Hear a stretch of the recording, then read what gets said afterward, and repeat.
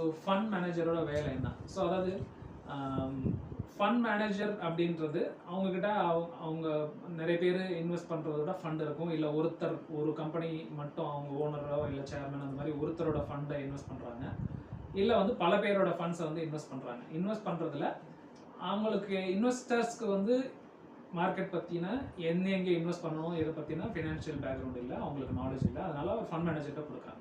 அந்த ஃபண்ட் மேனேஜருக்கு நிறைய அவென்யூஸ் இருக்குது இன்வெஸ்ட்மெண்ட் பண்ணுறதுக்குன்னு.